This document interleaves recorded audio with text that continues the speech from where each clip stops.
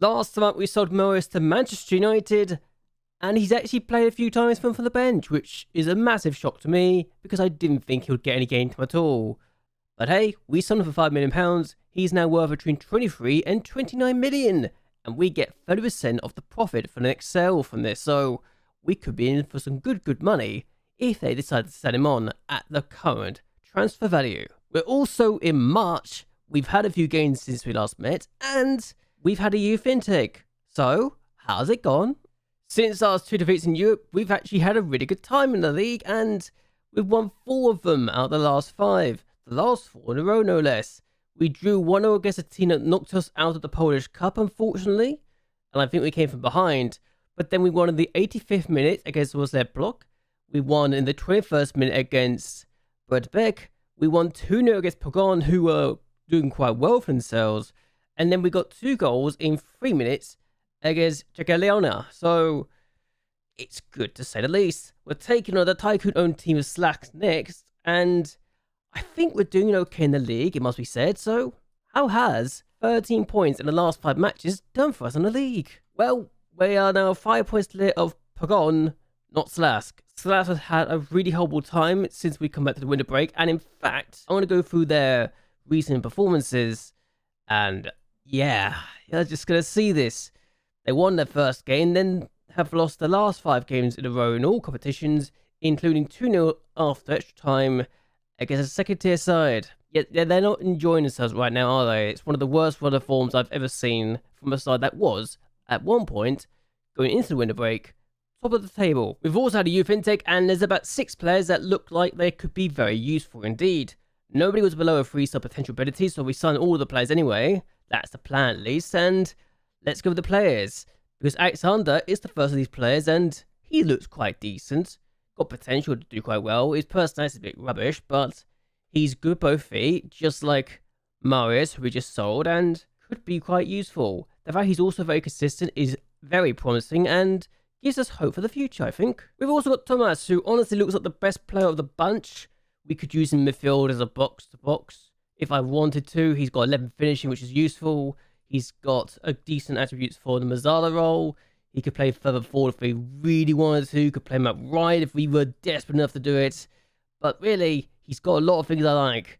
I probably won't use him at wide because he's crossing a 4, but Mazzala or box-to-box.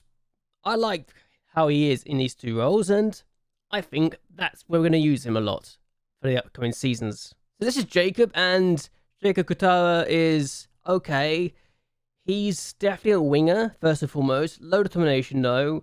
Inconsistent, but he's versatile. He's got speed. Could we use him as a better winger? Probably not, but it's useful either way to have this sort of talent in the side again. Potential. We got Noak and goal, and he's fairly professional, so I think he could be good. Unlike most of the players that are currently developing in our side, he's not inconsistent, so that's good for a goalkeeper to not be inconsistent.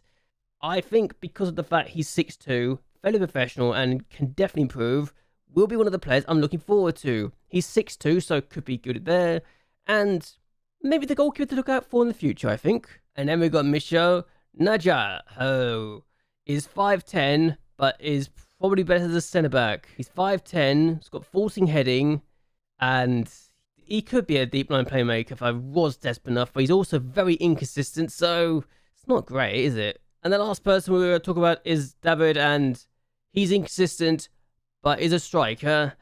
Not great at finishing right now, doesn't have the best of speed. He's definitely more of a hold-up kind of player. We could, if we're desperate enough to use him out wide, could play him wide. He could actually play as an advanced playmaker, weirdly enough, but I don't think he suits my system right now. He needs more pace and needs better finishing, so maybe in the future we could work on that. Those were the 6 players I wanted to show you guys, and how do we get on for the rest of the season? So we're going to go straight to results, and you can already see something's happened. We drew against Slask, we then won our next game 2-1, we then drew 2-2 against Wozniak, who I still think are trying to get revenge for us beating him in the Super Cup early in the season.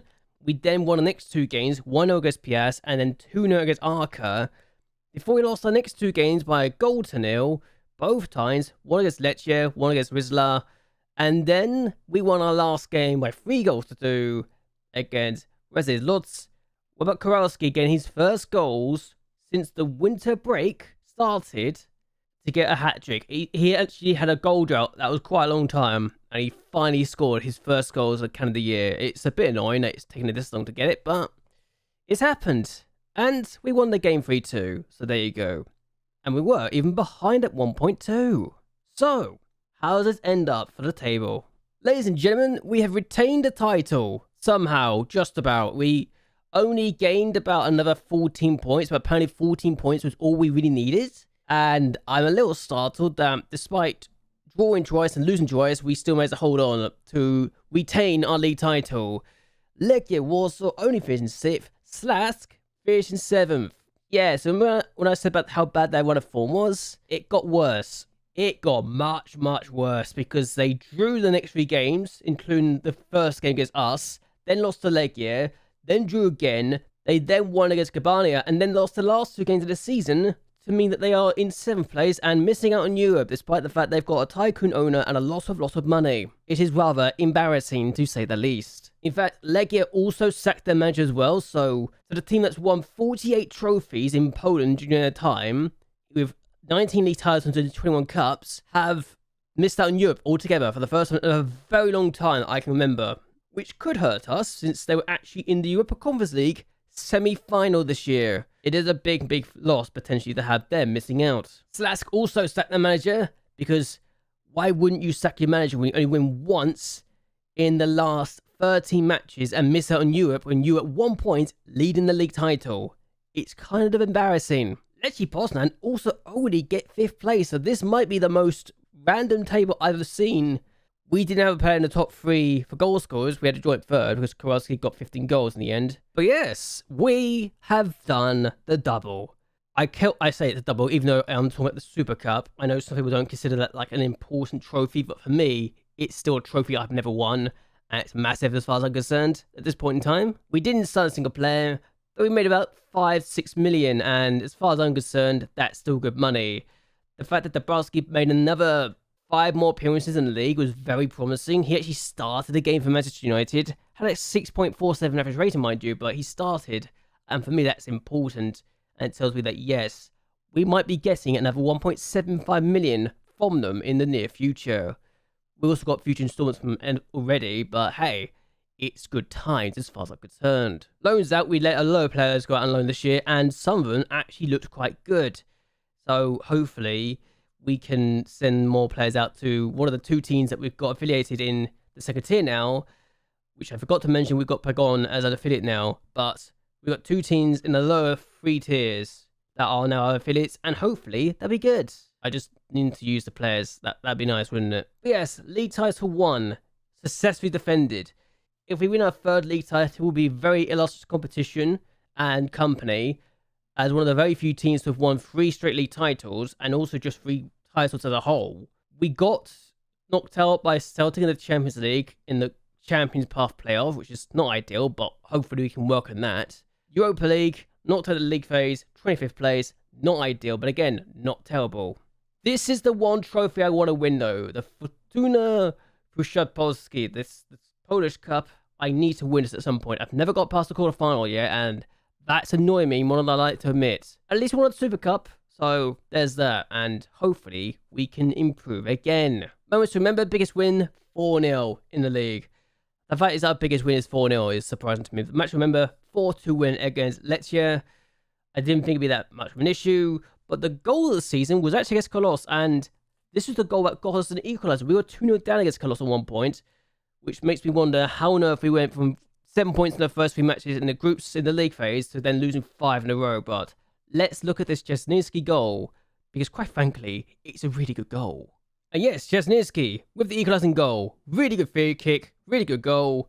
And it meant that we got a share of spoils in just our 2nd Europa League game. And it meant that just we could do something. We almost won it, I think, as well, because it felt like this is a game we could have won. We didn't win it. XG was very evenly split, but we could have won this game, and it would have been nice if we did. Finances, sponsorship is still 613,000, so nothing really changed there. Broadcast revenue, 2.3 million. Course totality, 244,000. Prize money been at 11.99 million. Very useful, and meant that we can do a lot of things with our facilities. Training facilities being upgraded is great as well. Max Day commercial retail doubled almost in price, and we've made 406,000 in merchandise, which is useful, and 4,455 shirts were sold. This could be an interesting time, I think, go for us. But Dąbrowski got Team of the Year, but it's only showing the Manchester United period, not our period, so I'm going to say that this might be broken because it's not showing for what happened for us. As you could tell, the 9 games, 6.47 rating would not be in our team otherwise, if it wasn't for the fact that that's the wrong stats being used. But either way, we only got like 4 players with over 7.0 rating, which is remarkable when you think that's the case. Accolades: Damien with the player of the season. We got Adam with the young player of the season, which is good. Jasinski with the goal of the season. Kowalski with the most goals. Damien also got the most assists with 10. Most player of the match awards with 7. Highest evaluation of 7.3. And Michel Yazkard got 92 passes per 90, which is good. Parlak got the worst discipline with 11 yellow cards and 1 red. Might need to work on that. Chicholski's now made 327 appearances, and we now got a record sale of 5.01 million, so good to see the least. But either way, it's a good season, went better than expected. We got a league and cup double. If we can win the league and cup treble next year, that'd be perfect, because I want to win the Super Cup, I want to win the league. Whether or not we do either of them, I don't know, but you never know. It's really, really good. And despite having less points than last year, we still made it up with what we wanted, so that's good. So now we're here, and I'm going to show you what's happened, what's been changed, and the fact we've now got the Super Cup success. We're now apparently given the best manager of the year, which is great, no surprise there. And we're signing young talent through our youth intakes, which is wonderful. We won the league for the 2nd year running. Can we do more is the question. I think we can. Whether or not we can actually pull it off, I don't know. But either way, successful season. And supporter profiles, now looking at this, we've got 79,000 more followers on social media, which is very useful. They only want me to avoid relegation, like attempt to avoid relegation. That's a bit questionable. We did get more fair weather fans, unfortunately, which, well, they want more success now, but it's fine. Board want me to be established team. They want me to be an established team again next year, which I would do. Let's be honest, I always want that, but here's a big thing. They want me to work towards developing the best youth system in the country, which I'm actually really interested in that's the case. They also want me to become a top half team in the year after that, and then be recognised as the best of the rest in 2033-34. 4 years' time, they actually think we can develop our players enough to be considered that.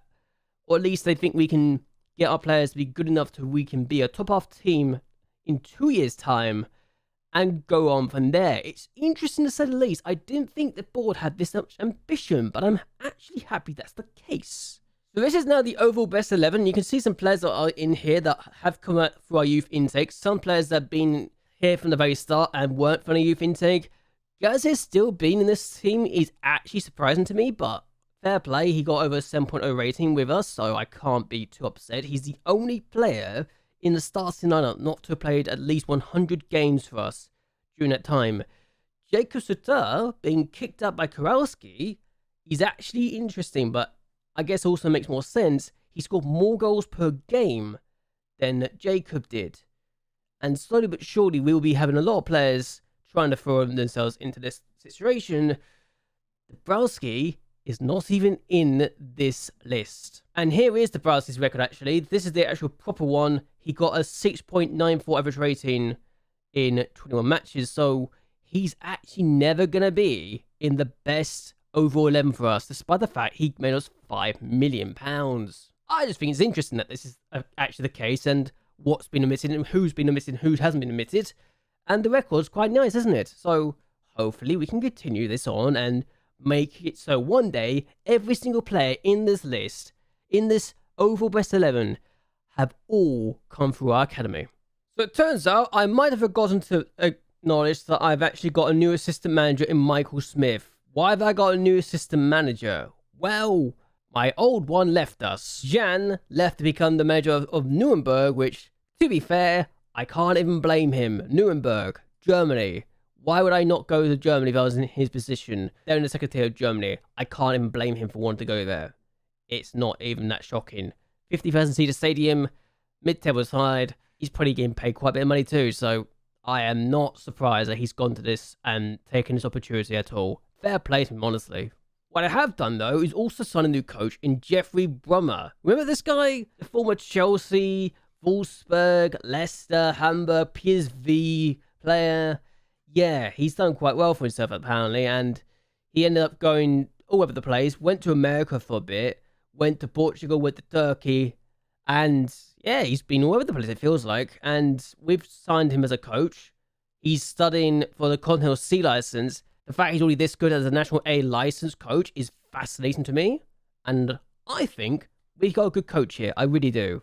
The fact he knows the States as well is very useful, so as far as I'm concerned, but that's neither here nor there. Either way, though, I actually want to talk about the teams that are going up and down. LKS Lotz, Gabania, and Brett Bet are going down, which in some regards I probably will consider a bit of a shock, but not as a shock at the same time. That makes sense. Rakov were promoted as champions, which means that Omar Edwards has got a league title. Krakovia are finally back up in the top flight for the first time in God knows how long, and Garnick are also promoted back up. So teams who expected to do well have done well. Pagon, who we actually sent a load of players on loan in the winter break, have gone down by a single point. They actually almost survived, despite the fact that at one point they were looking like they were doomed from the very start. So good on them for getting there. It's just a shame they're not going to stay up, and they are going down. But yeah, Omar Edwards, our former under-19s manager, has got a league title to his name, and will be managing in the Polish top flight next year.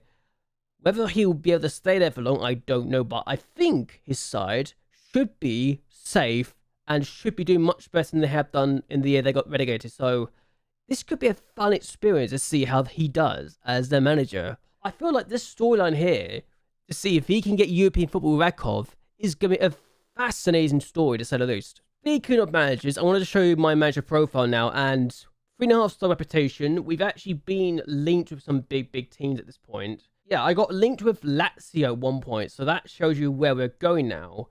The fact we got 2 Polish league titles now is also very good, and I think we're doing well enough to progress further and further into the future. I'm also going to go to the Hall of Fame, worldwide one. Ancelotti is retiring. He didn't beat Ferguson's record.